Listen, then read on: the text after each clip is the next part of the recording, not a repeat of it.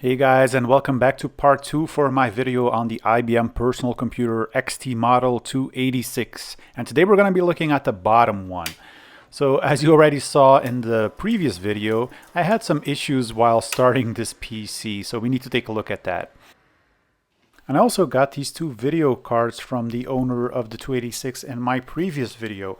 So this one is a standard MDA video card by IBM, and this is a Tsang Labs. I think it's a CGA card. Now both cards are apparently in a non-working state, so I'm going to be taking a look at them as well. But first, let's take a look at the bottom IBM Personal Computer XT Model 286. Now this one I received with a lot of other old computers, and I have no idea on what the state of the machine is. It looks pretty clean from the inside and the outside, but you never know what's going to happen when you turn on these machines. So the first thing I typically do is I check to see if there are any shorts on the system. So with everything hooked up, I just put a lead on the ground rail here.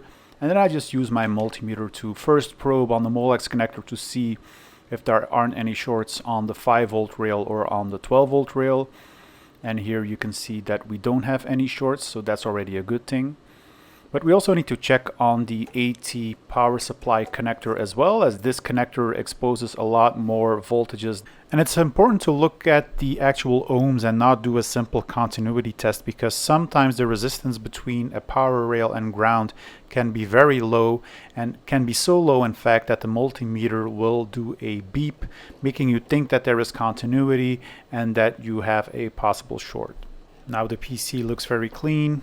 There is no battery leakage, so at that point I decided that it was kind of safe to turn it on. I'm not the kind of person who will check each and every component in detail, desolder everything before I start the machine. So I'm just going to be flipping the switch and seeing what happens. Now what I am going to be doing first is removing the video card, because this has an 8-bit video card here, which is an EGA card. So I was expecting this to be a monochrome card because it's paired together with a parallel port, something that happens often with monochrome display adapters. But this is obviously an EGA card, and this is one of those cards that is able to support different monitor types. So it has the standard 9-pin D-sub connector with a parallel port, and it also has this mouse port connector, so you can even hook up a mouse on this card. Now there's also a switch block included, which allows you to select the different monitor types, so ranging from monochrome to CGA, EGA.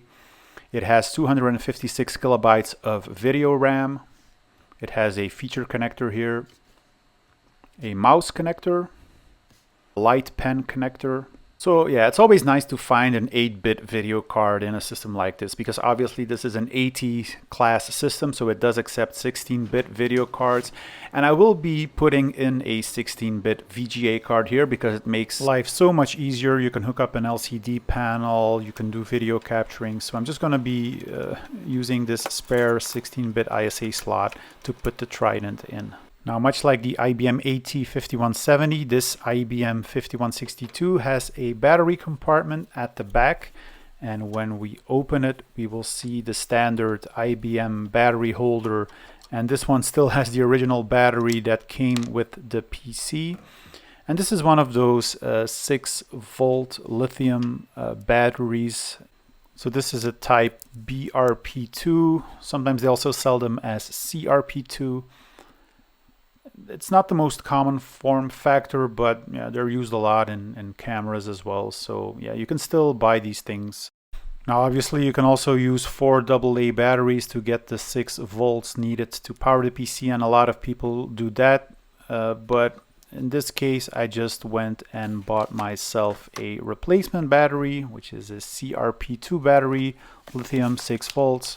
So we're going to be putting that in our PC so that once we are doing changes to the CMOS settings, that these settings will be retained after a shutdown. The advantage also being that there is a nice compartment in the case for this type of battery. Otherwise you need to provide some kind of box for your AA batteries and stick them somewhere in the case. So we don't need to do that here.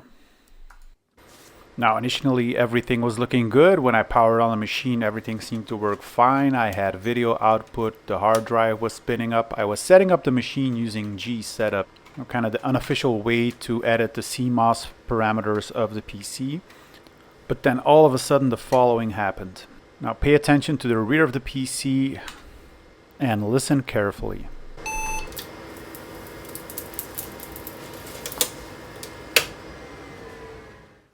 Yep, not good. Let's try this again. And you'll notice that there's this big puff of smoke coming out of the power supply unit. So let's take a closer look at that. So we'll start by unscrewing the 4 screws that holds the power supply in place. Let's disconnect all of the power cables from the main board, the hard drive and the disk drive. And then we can kind of wiggle the power supply out of the case. And here we have it. So it's always a little bit of an adventure to find out how this thing opens. There are a couple of Torx screws here that we can start with.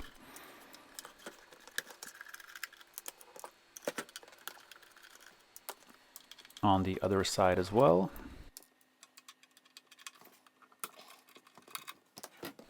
We also have 2 screws here at the power switch. And then we need to find out how to open this thing. So it's obviously held together using these 2 clips here. And yeah, it takes a little bit of force to kind of wiggle it out, but then it should finally open.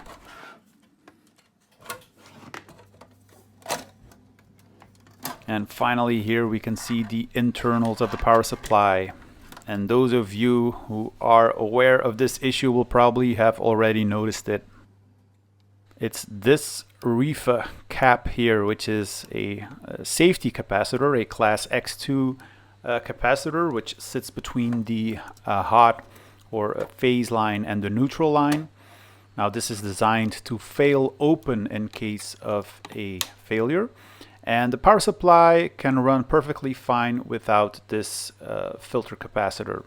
Obviously, you will not have the same level of noise reduction as you would have with this capacitor in place. But let's first try to see if we can remove the faulty capacitor. So I'm just going to start by removing this fan here, which is always very annoying. So we want to have a clean working area, so we're going to be wanting to dismantle the power supply a little bit further in order to get to the faulty capacitor. Now the REFA cap that we want to remove is sitting on a separate board, which is connected to the main board using this connector here. So let's go ahead and remove that one. And then we can see if we can pry the power supply casing open some more to see if we can get better access to that part of the board. And after some wiggling, we finally got this part of the PCB disconnected. And now we can take a closer look at this board, which is basically the input part of the board, which also has the power switch. And here we can see the REFA cap, and the PCB is held together with these plastic standoffs. So initially I thought it would be fairly easy to remove that, but then I noticed that the power connectors are actually soldered onto the PCB, and there's no clean way to remove the rivets which are holding these power connectors in place. So it would become very difficult. So I just decided to remove the capacitor with the board still in place. I had enough room to put my soldering iron in between the bottom of the PCB and the power supply casing, so I was able to wiggle it out. And like I said, I mean, this power supply is perfectly capable of running without this REFA cap. So this is what I'm going to be doing now, and I'm going to see if I can replace it later on. So time to put everything back together again. So we're going to take this back plate of the power supply casing and close her up again. Hook up this power cable to the main PCB. Reattach the power supply fan and close the lid so that we can continue on with our tests.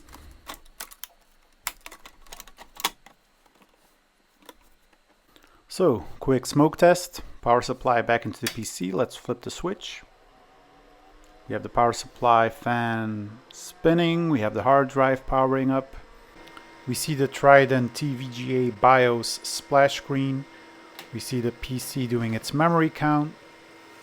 We hear the floppy drives initializing. And then it drops us into IBM Personal Computer Basic. So far, so good. Now in part 1 of this video series, I went into a lot of detail on how to use the IBM Advanced Diagnostics disk, not only to set up the machine, but also to do a low-level format of the hard drive. Now, I'm not going to be repeating all of these steps here. Just know that I have low-level formatted the hard drive in this PC according to the stuff that I did in the previous video. So if you're interested in that, please check out that video. Now looking back at the refill cap here, so this is a class X2 safety capacitor, and these refill caps are notorious for basically, well, they don't really explode, but they crack and they release this horrible smoke and stench. So they are designed to fail open circuits, so your circuit will continue running when this component is not in place. So that's why you can still have your power supply without this refill cap. Obviously, it is possible to replace them. Nowadays, basically the only capacitors that you can still buy new are these metallized polyester film capacitors instead of the paper ones that refill used to make. Just make sure you have the same capacitance. So this is a 470 picofarad capacitor rated at 305 volts. X2 class, very important. You also need to make sure that the leads are roughly the same if you want to do a swap on an existing PCB. Now there's a lot of debate in terms of whether or not to go ahead and replace those. I mean, the primary goal of these X2 safety capacitors is to reduce the noise that your power supply will throw back into the AC line of your house or your building or your office. So obviously it was a regulatory thing that these things needed to be on your PCB back in the day. But I can imagine nowadays that there is a lot more equipment that does a lot more radiation in your AC lines than this IBM power supply ever will. So, I mean, you should really hook up an oscilloscope and see what the difference would be between a power supply with an X2 safety cap and a power supply without the X2 safety cap. Perhaps that's a nice idea for a future video. So for now, I'm just going to leave it out. I'm going to run the machine without the X2 capacitor, and perhaps in a future video I will do a comparison. Now for the video cards, let's start with this bottom one here, which is an IBM monochrome display adapter. Now, the original owner told me that his PC didn't want to boot with this card inserted, so I'm going to check that out. And this one is a Tsang Labs 8-bit video card. I think this is CGA, but this card will probably deserve a video on its own because I haven't fixed it yet and I've spent a lot of hours on it already. So yeah, more info on the end of this video. So let's focus on this one first. So this is the IBM monochrome display adapter with the infamous Motorola MC6845 chip, which was the primary display controller used in a lot of 8-bit video cards back in the day, not only PC based. Now, as far as IBM usage is concerned, this was used in the monochrome display adapter, the Hercules graphics card, and also the CGA card. Now, this chip did only a small part of the whole graphic solution, and as such, it needed a whole bunch of other supporting chips in order for it to display something. So as you can see, there are lots of logic chips here which are needed alongside the display controller to put something on the screen. It's a character-based video card, so there is a character ROM chip included as well. So this is a text-only card. It cannot do graphics out of the box. Also on the card we have 1, 2, 3, 4, 5, 6, 7, 8 memory chips, 512 bytes each, giving the card a whopping 4 kilobyte of video memory. Now, another feature of this card is that it includes a parallel port alongside the monitor output port here. So this was very important for businesses that obviously needed to support peripherals like printers. So with a single card, you could do both graphics or text and printer. Now here's another version of this MDA card. So there are different revisions, different color PCBs. And this type of card was obviously cloned very fast by other manufacturers. So this is another monochrome display adapter by another vendor. Uses the same display controller, also has a character ROM, so very similar in design. So let's pop in the monochrome display adapter into our PC, replacing the Trident VGA card. And also wanted to show you this other add-on card which is in the PC here, which is a card that was often found in these IBM PCs, and this is a serial parallel port from IBM, which contains one serial port and one parallel port. Now there was no standard video card for these types of PCs. Depending on the customer's needs, it would either contain a CGA, EGA, or even a monochrome card.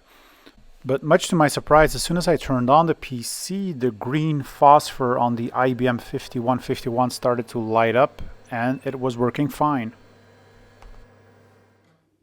Now, as you can see here, the machine is, cosmetically speaking, not in the best of shape. So we will need to do some cleaning here. The top of the cover here, you can clearly see the marks of the monitor, and there's all kinds of nasty stuff on here that we will need to remove. Not the most exciting or enjoyable stuff that you can do in retro computer land, but it is something that we need to do because we cannot let this computer sit like this. So let's get to it. So I'm just using some water and some basic cleaning stuff that you get from the kitchen just to get most of the crud off. But as you will quickly notice is that although it does a good job of doing a basic cleaning of the case, it will definitely not come out perfect. Because as soon as you let it dry, you will see spots reappearing on the case, especially on the top. The front cover cleans up pretty nicely. Even, the sticker residue is fairly easy to get off. But it's especially on the top of the chassis that you need something extra to get it 100% clean. And as you can see here, there are these kind of rusty spots here. And in order to get rid of those, I like to use baking soda. I just use a piece of paper towel, which is slightly moist, and then I just scrub over the surface. And I found that it does a much better job of giving it that little bit extra that you just don't get with normal cleaning aids. So after some scrubbing and after letting it dry a little bit, cleaning off everything, it doesn't look half bad. There is some paint that was already lost along the way before I started cleaning it, so that's a bit of a shame. Obviously, that's a lot more difficult to fix. But overall, I'm pretty happy with the result. The case looks a lot better than as it did in the beginning, so this is definitely something that you can put on a desk and not be worried about getting some kind of disease just by touching the case. So overall, pretty happy with the results. So now that we've got everything assembled, let's flip the switch, turn on the PC, wait for the green phosphor to light up on the IBM 5151 monitor. Let's look at the memory count, 640 kilobytes. We get the message that we need to run setup because the system options aren't set, which is normal. So we hit F1. Now when the computer doesn't find a bootable medium, either a floppy disk or a hard drive which is configured and working properly, the computer will drop you into IBM Personal Computer Basic, which is something you don't really want. Now I'm going to be rebooting using an MS-DOS floppy, and then I'm going to be running the gsetup utility, which is short for generic setup, which is a utility that you can use to edit CMOS parameters. So it has detected that there are no settings, so it will reset everything to default. This is kind of an alternative to the IBM Diagnostics disk, because here you can also set the time, the date, the floppy disk configuration. So we have one floppy disk, the hard disk type, which is type 2, the amount of memory that we have, 640K, and the primary display type, which is monochrome in this case. So we hit exit and enter to reboot. And so now that we've properly defined the CMOS settings, we don't get the warning message anymore. The PC will boot, it will find the hard drive, and it will boot from the hard drive now. It has also kept the date and time, so that means that the battery is working. And here we have our 20 megabyte hard drive.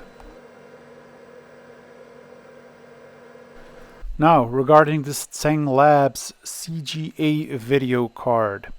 Initially I thought this would be an easy fix, remove some corroded parts, do some cleanup, fix some traces, but it turned out to be a little bit more complicated.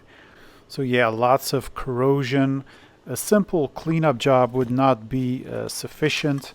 It was very difficult also to understand how the various chips interact with each other. In order to get full visibility of the traces on the video card, you need to start removing chips, so it was a very labor-intensive process, and the video card still doesn't boot. So I'll probably do a separate video on that particular video card. So yeah, overall I'm pretty happy with how the system turned out. I can imagine that these 286 were sometimes used in businesses with a monochrome display adapter using a monochrome monitor like this IBM 5151. I mean, for business applications this was typically all you ever needed. But you had lots of other display options like CGA, EGA, and even VGA at a later point in time, because these machines were kept around for a long time.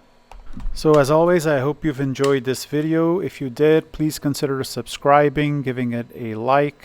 Please feel free to drop a comment below, and I hope to see you guys soon. Bye bye.